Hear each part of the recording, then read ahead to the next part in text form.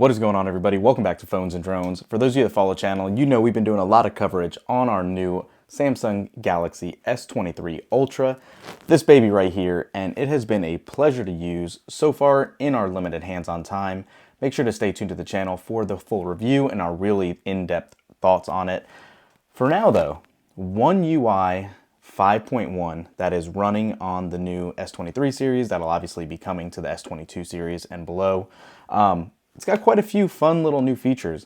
I want to go ahead and do this quick video to show you guys some of them. We're only going to do like top 10 or so. And hopefully it'll give you an idea when you get your phone, what to dive into, what to play around with. Some are pretty fun. Some will say they're copies of what Apple's already done in iOS, such as the selection on a photo to pull an object out. But it's always good to see across platforms, same solutions being utilized. We use that a lot with our iPhone. Ton other ones to go into. Let's go ahead and jump right into it. Make sure to thumbs up this video, subscribe to the channel, and let us know in the comments which your favorite feature is.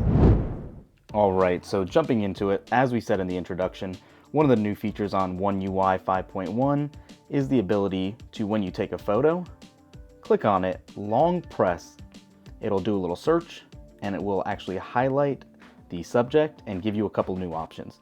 You can save as an original image. So we did that.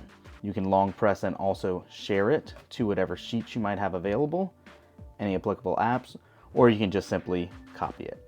So this is something that the iPhone's been doing very well, but I can say Samsung's isn't quite on par with it yet. As you can see, it saved a separate image, but kind of cut off a little of the background there. Not perfect, but by no means is this bad at all.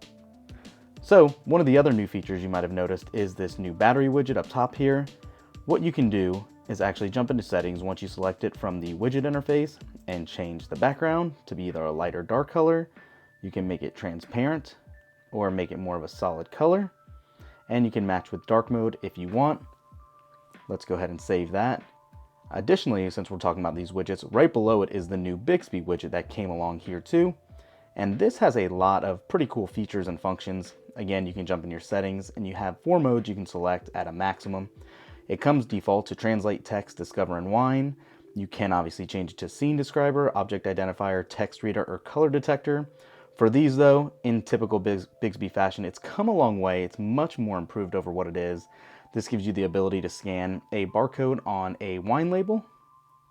You can obviously just scan something to discover it. If you want to take a picture of your S23 box, it'll pull the image and give you some other information. And then obviously you have text where it'll pull out text. Same scenario, let's go ahead and scan that. And you can see it pulled out Galaxy S23 Ultra. Bixby's come a long way. I still don't think it's on par with what, Google offers, but it is an option. You do have translate as well. Beyond that, you can actually now jump into settings and do a quick search for performance profiles. We'll just actually start right here. And this is actually a new update where you have performance profiles. It comes by default as standard, which provides the recommended balance between processing speed, battery life, and cooling efficiency. Or you can now change it to light, which will prioritize battery life and cooling efficiency over processing speeds. Pretty cool in case you don't care about high performance tasks and all that and you really need to extend your battery life. You now have that option as well to run with. Additionally now, also, if you go into screenshots, and let's just do my prior search, screenshots and screen recorder, you now have a couple of different options to select where to save these in. So if for some reason you want to save them in a download folder or somewhere else other than the internal storage under screenshots, you can simply click back and truly select where you want to put them. So if you want to put them in the download folder, your DCIM folder, you can put them right there at any time and it won't make a difference and you have them exactly where you'd like. So in your digital well-being app now, you can see a couple of things. You have a driving monitor and a walking monitor.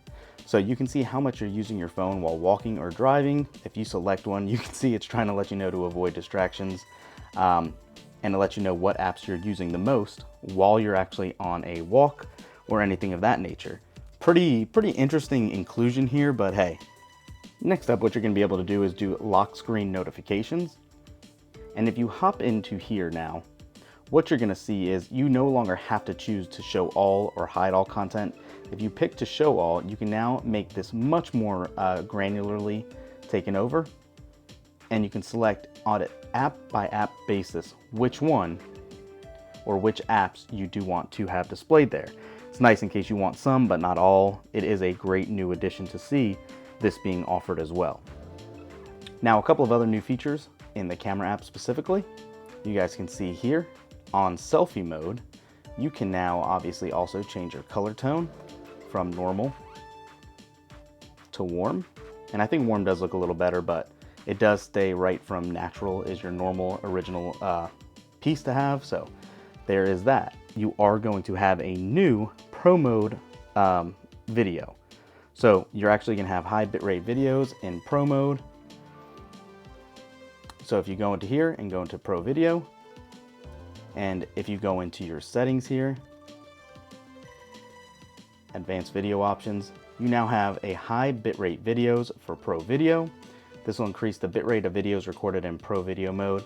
High bitrate videos are saved in HEVC format and maybe longer than normal videos.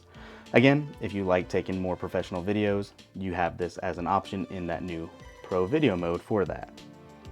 So beyond that, you do also have in regular video, high efficiency mode. So if we get out of Pro, we go into regular video, settings, and then advanced options. If you don't have HDR10 plus videos turned on, you can turn that off. And now you can do high efficiency videos where you have the option now to prioritize video quality or prioritize savings of your storage space. So again, it's good to see additional options are here.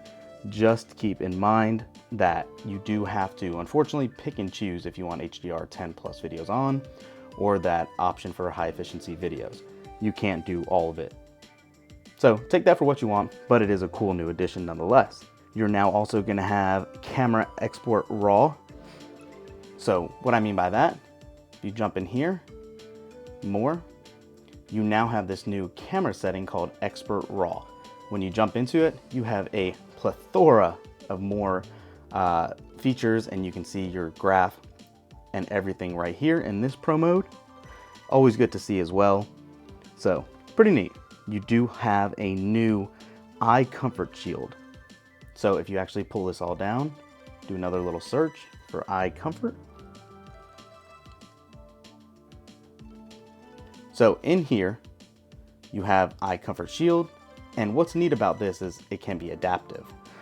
What I mean by that is now it is much more dynamic and more modes will now allow for if you're seeing different things on different screens, it won't just be completely dull.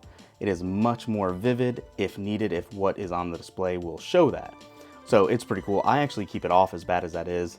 I don't use it too often. We do have a new mode setting in your shortcut panel. And if you scroll right over, and it's depending on where you sit on your screen, you have all these different modes and you can actually select individual wallpapers for each mode, kind of like you can do on iOS.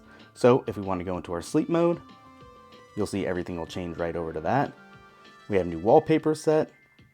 You can have it as a grayscale if you want for less distraction.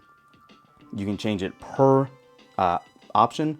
You can have your lock screen and your home screen with different wallpapers. You can keep it all the same, whatever you really would like to do. Turn that baby off. And we're right back to what we normally would do. So I know it's a lot. Those are some of the main features and findings that we had in One UI 5.1. Let us know in the comments. What's your favorite? What are you using? Did this help you? Let us know. Thanks for watching, guys. We'll catch you in the next one. Peace.